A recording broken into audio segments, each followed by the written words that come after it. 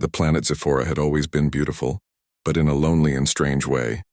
Its skies glowed with shades of violet and gold, and enormous crystal formations rose from the ground like frozen waterfalls. Winds carried a soft hum that echoed through the canyons and valleys. From the outside, it looked like a paradise. But inside the great crystal palace at the center of the planet, the princess felt nothing but isolation. Lyra, the princess of Zephora, was considered ugly by the standards of her people. Her skin was pale with unusual patterns, her eyes were larger than what was deemed acceptable, and her hair shimmered in a greenish tint that no one admired. Because of this, she had spent decades alone. The other nobles avoided her, and her royal peers whispered cruel words behind closed doors. They believed she would never marry, never lead, and certainly never be loved. Lyra had learned to live with her isolation, filling her days with studies, experiments, and exploring Zephora's natural wonders. She knew everything about the shifting sands of the crystal desert, the unpredictable storms in the sky cliffs, and the ancient ruins buried beneath the forests. Her curiosity about life, the universe, and other planets had grown stronger than any desire for acceptance. Yet deep inside there was a yearning she could not ignore, a quiet longing for companionship, for someone who would see her as she truly was. One quiet morning, as she floated above the palace gardens in her small hovering craft, she noticed something unusual on the distant horizon. A bright light flickered, moving erratically. She immediately accessed her instruments, analyzing the signal. It was weak but unmistakable, a distress signal from an unknown vessel. Curiosity sparked inside her. Zephora was remote. Few ships ever ventured this far. Could someone be in trouble? Lyra didn't hesitate. She directed her craft toward the signal, her mind racing. As she approached, she saw a human ship stranded among the jagged crystal cliffs. The hull was scratched, panels were broken, and small fires burned at the edges. Humans were fragile compared to Zephorans, and the thought of one struggling alone in the wilderness made her heart pound. The landing was tricky. The cliffs were unstable, and she had to adjust her craft constantly to avoid falling debris. Finally, she found a small clearing where she could land safely. Her sensors detected a human life form inside the wreckage, weak but alive. Without a second thought, Lyra left her craft and moved toward the site. Ethan, the human stranded on Zephora, was in disbelief. His ship had failed, and he had expected to be stranded for weeks, perhaps never rescued. Then he saw her, a greenish-haired alien woman approaching confidently, her eyes scanning the terrain.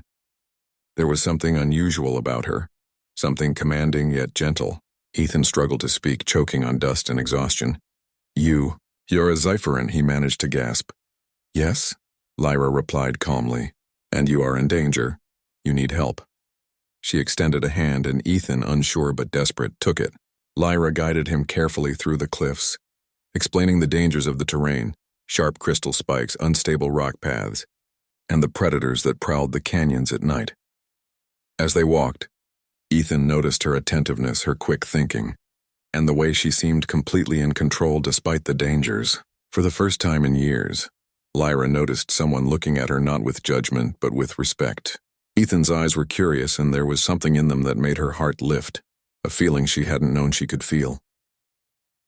They camped in a small cave for the night. Lyra activated a small energy shield to keep predators away, and Ethan watched in awe as she adjusted it with precise movements. "You really know your way around here," Ethan said. Finally breaking the silence, Lyra smiled faintly. "I've studied this planet my whole life.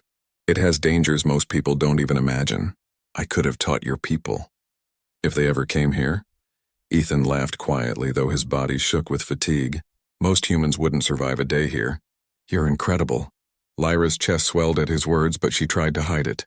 She had always been told that no one would ever admire her.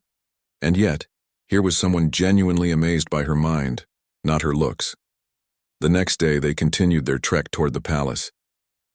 The journey was not easy. They crossed the sky cliffs, where gusts could throw even the strongest creatures off balance. Lyra held Ethan's hand to steady him, and he realized her touch was warm and reassuring. They navigated crystal forests where the trees refracted sunlight into dazzling rainbows, and Lyra pointed out safe paths with skill and care. Along the way, they encountered creatures Ethan had never seen before. Luminous insects that floated like tiny stars, beasts with translucent hides that glowed when threatened, and massive winged predators circling the cliffs above. Each time Lyra remained calm and Ethan followed her lead. Her intelligence and bravery amazed him more and more. As night fell, they rested in another sheltered cave. Ethan, though exhausted, could not sleep. He watched Lyra as she examined the stars, her eyes reflecting curiosity and wonder. "Do you ever feel lonely?" he asked gently, sensing something in her demeanor. Lyra paused, her gaze softening. "I have been alone for a long time," she admitted. "Longer than I can remember. I have knowledge, I have the stars, I have this planet. But companionship has always been missing." She turned to him, her eyes searching. "I sometimes wonder if anyone could ever see me as I am without caring about appearances." Ethan shook his head slowly, a small smile forming. "I don't care about appearances. I care about who you are, what you can do, how you think. That matters more than anything." Lyra felt warmth spread through her chest.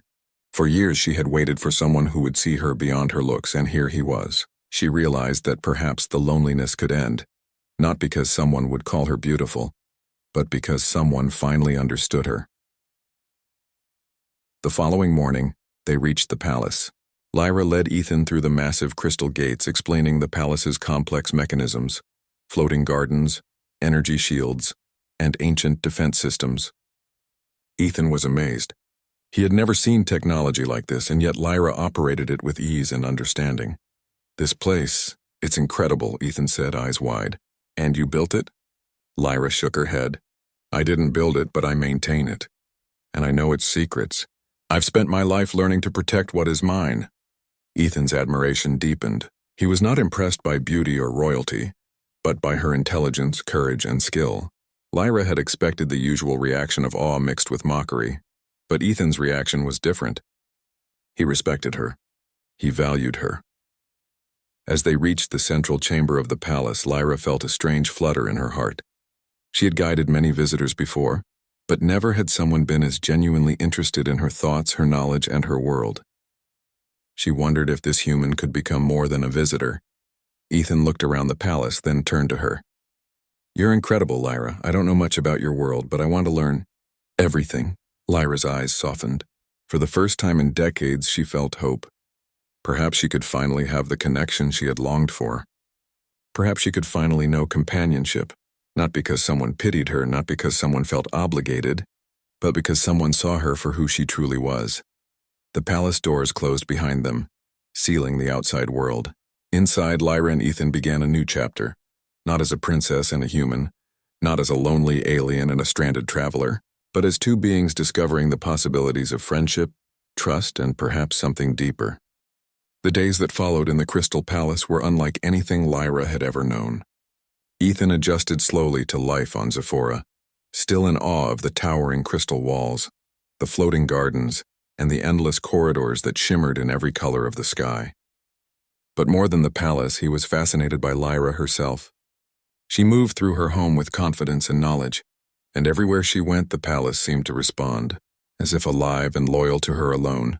Lyra, on the other hand, found herself observing Ethan more than she expected. His hands, though human and fragile, adapted quickly to alien technology. His mind approached problems differently than any Zephyrin's ever had, finding solutions she had never imagined. And while she had grown used to being alone, she realized she enjoyed his presence more than she had anticipated. There was a warmth, a lightness she had forgotten, something that made the palace feel less like a cage and more like home. But not everyone welcomed this change. Rumors of a human visitor in the palace spread quickly. Members of the royal council whispered behind closed doors, mocking Lyra and doubting her judgment. They insisted that humans were reckless, dangerous, and unworthy of palace life, let alone trust. Some even suggested that Lyra had lost her mind, becoming weak in the eyes of the throne. Lyra heard the whispers, but she refused to let them shake her. She had spent decades learning to protect herself from judgment. Her mind and her courage were far stronger than the empty words of those who feared what they could not understand. Yet deep inside she worried about one thing. What if Ethan didn't understand her world, her people, or her loneliness? What if he left? Ethan, unaware of the full weight of the palace politics, focused only on learning and helping. One day, as they walked through the ancient library chambers, he noticed Lyra's hesitation. "You're worried," he said softly. "About what they think?" Lyra nodded slightly. They will never accept a human here. They have judged me for my appearance for decades. Their opinions are strong, but I do not care for their acceptance. I care only for those who understand me. Ethan smiled, reaching for her hand. Then you already have someone who understands. Me. For a moment, Lyra allowed herself to hope. She had longed for someone to see her, not for her looks, but for her mind and heart. And now, here was a human who did exactly that. The next challenge came quickly. The palace's energy core, the heart of Zephora's civilization, was showing signs of instability. If it failed, the entire planet could face disaster. Lyra's extensive knowledge of the systems revealed the severity of the problem. She could stabilize it, but she needed help. Fast. Ethan immediately offered to assist. Though human, his understanding of engineering and adaptive thinking proved invaluable. Together they devised a plan. Lyra would operate the intricate alien controls while Ethan improvised solutions to prevent overloads. It was dangerous work. Mistakes could cost them both their lives. As they worked, a bond formed that went beyond friendship. Ethan trusted Lyra's commands completely, and Lyra relied on Ethan's human intuition. They moved in sync, communicating through gestures and quick words, understanding each other without hesitation. There was a closeness in the shared danger, a sense that they were fighting not just for the planet, but for each other. During a tense moment, a burst of energy from the core caused a section of the control room to shatter. Debris flew and Lyra's hand was pinned under a fallen panel. Without thinking, Ethan lunged forward, lifting the heavy debris and freeing her. She stared at him, breathless, realizing in that instant the depth of his courage and care. "You saved me," she said softly, her voice barely audible over the hum of the machinery. Ethan shook his head. "We save each other. That's what matters." The crisis lasted for hours, each moment stretching into eternity. But finally, through their combined efforts, the core stabilized. Lights returned to the palace, energy flowed through the city, and the citizens of Zephora witnessed the miraculous teamwork between the human and the princess. Even the council members who had doubted her were forced to acknowledge her brilliance. Lyra felt a surge of confidence. She had always known her worth, but now others had seen it as well. She no longer feared judgment, not from humans, not from Zypherans, and not from herself. And she had discovered something more, a connection that transcended appearances, species, and expectations. Ethan, exhausted but smiling, turned to her. "You're amazing, Lyra. Not because of what you look like, but because of who you are. Brave, smart, kind, everything that matters." Lyra felt a warmth in her chest that had nothing to do with the heat of the palace or the crisis they had just faced. She stepped closer, her eyes meeting his. "And you've shown me something I never thought possible, that someone could see me, truly see me." For a moment, the world seemed to hold its breath. The palace, the crystals, the winds outside all faded into the background. There was only the understanding between them, a bond that had grown through danger, trust, and shared moments of wonder. In the days that followed, Lyra and Ethan explored more of Zephora together. They ventured into the forests, climbed the cliffs, and even navigated the dangerous crystal desert at night. Each adventure strengthened their connection, teaching them to rely on each other, to respect differences, and to cherish the unique perspectives each brought. Lyra noticed how Ethan's laughter filled the palace halls, a sound she had not heard in decades. She also noticed how the people around her began to change. Citizens who had once whispered doubts now approached with curiosity and respect. They watched the human and the princess work together, fight together, and support each other. Slowly, the walls of judgment that had surrounded her began to crumble. One evening, as the twin suns of Zephora set in streaks of orange and purple across the horizon, Ethan and Lyra stood at the palace balcony. The air was warm, carrying the scent of alien blooms from the gardens below. "I never thought I'd find someone like you," Ethan said quietly. "Someone so strong, so brave, and so real." Lyra smiled, feeling a tear slip down her cheek.